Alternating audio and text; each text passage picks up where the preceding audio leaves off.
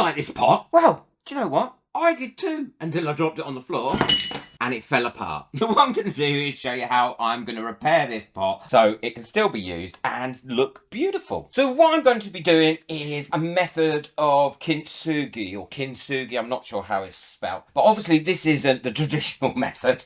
This is my own method. I'm using some 5-minute epoxy, a little bit of gold mica powder for the start. And the reason I'm using 5-minute epoxy is because it will cure really quickly and allow me to get on with it. Now, work in a well-ventilated area or use a mask when you're using any epoxy resin for your own safety. Now, you just mix this up through equal parts like this. Don't mix up too much to start with because obviously it will cure really quick. And I'm just working on a little bit of silicone matte here. Equal parts A and B, and then give it a mix in, and then I can pop in a tiny bit of mica powder just to make that gold and mix that in as well. And now the first thing I'm going to do is glue on any pieces that I know go somewhere and they slot on or slot together really easily like that. I'm going to put a bit of this on so it covers it completely, and then get my 2 pieces and marry them up together until they're slotted in like that. Can you see? And they're not going to go anywhere now. I'm going to remove this excess here. Now you can use a knife afterwards once this has gone lovely and hard to clean this right up, and then you'll have a much neater finish to it. So I'm not too worried about that being like that. But if you are, then just get a bit of alcohol on a wipe and then rub that along there, and that'll come off and make that a lot neater and tidier. Now there's a little bit missing here. So what I am going to do is, I'm not going to be able to find a piece for that. I don't have that piece. All I'm going to do is fill that in there with the resin. That's nicely filled in. Dip over it with my alcohol.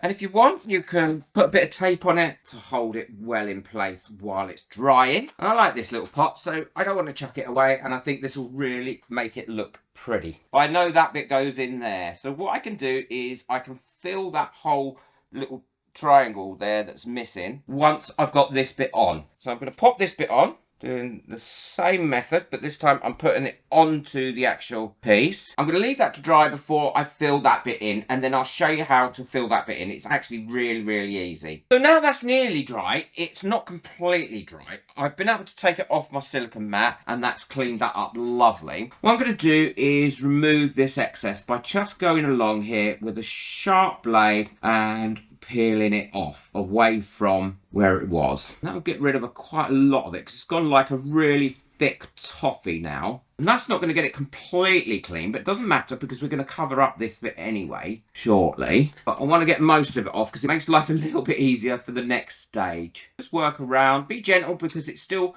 could come apart at this point until it's completely solid and cured. It should be about another probably 5 or 6 minutes.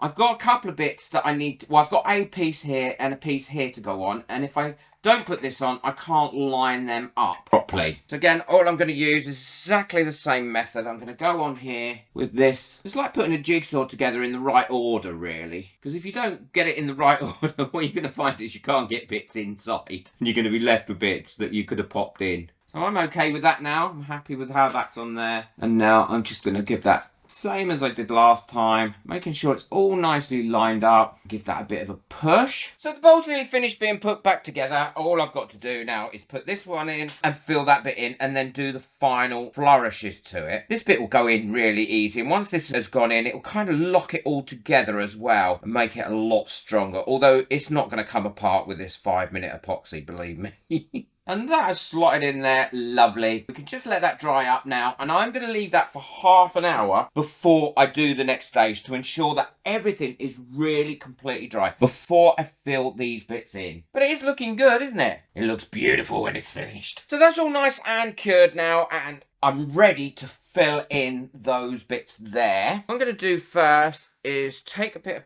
tape and stick it behind. It's giving it a backing. Now this tape will come off again. We don't have to worry about that. Making sure it's nice and firm on the back there. Pushing it right down. Checking it to make sure there's no gaps. No, there is no gaps in there now. And we can mix up our resin exactly the same, adding the mica powder for the next bit. So for this stage, I've got my resin mixed up. So what I'm doing is I'm filling in this gap, but I'm not filling it right to the very top at the moment, because I will do that in the next stage. So that's how far I'm filling that in for. And I'm going to do the same for this gap here as well. And then while it's still a little bit runny, I'll let it move around in there so it fills up everywhere. I let that cure for about 5 minutes and then put the next layer on of it.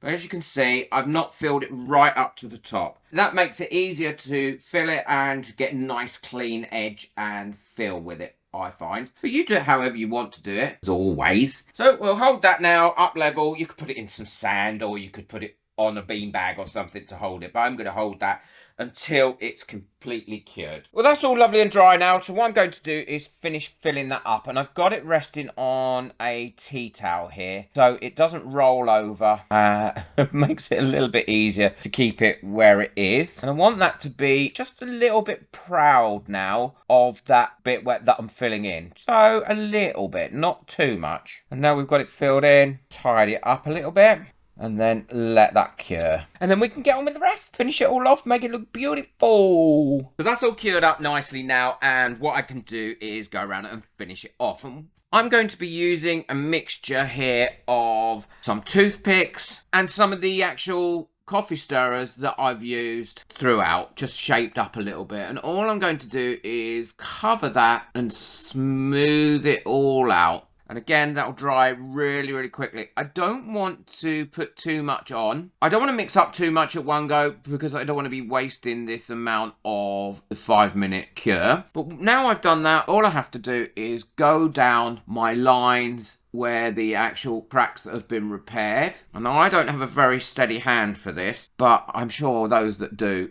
will be having no problems whatsoever. And then go over those so it's got a raised finished surface to it. And I'll go over all the cracks like this as well, so that they're nicely raised and finished off. Some I'll do a little bit wider than others to give it a bit more interest to the eye, that's all. And I'll finish off and go through all of it, and then I'll show you what it looks like and what you can do next as well if you want to. Well, this has all gone lovely and hard now, and it's all cured up. Now, there's a couple of ways you can do this. Actually, there's 3. You could leave it like this, or you can do what I'm going to do, which is go over it with a gold metallic pen. These really come out lovely. They give it a great shine. Or you can use gold leaf, which is also great. I think I've used the gold leaf method before in a video on this channel. Look at the lovely effect that gives. I mean, that really does give it that shine. And if there's any areas that you need to clean up, then you can just clean them up with a knife once you've done. That's all finished now. I'm really pleased with how that's come out. That didn't take long at all, that project. Probably an hour at the most, hour and a half. I think it's come out really well. The vase looks so much better, and at least it's not gone into landfill. And the more you do this, actually, the better you'll get, I suppose. It's like anything, isn't it? The better you get. I hope you've enjoyed this project. I've really, really enjoyed this project. I wish I'd cleared the hard water out of there first before I did this, but there you go. Put that like button, hit that subscribe button, and check out the video that I've got coming up next. I think you'll love that one as well. But most of all, enjoy your crafting. Bye.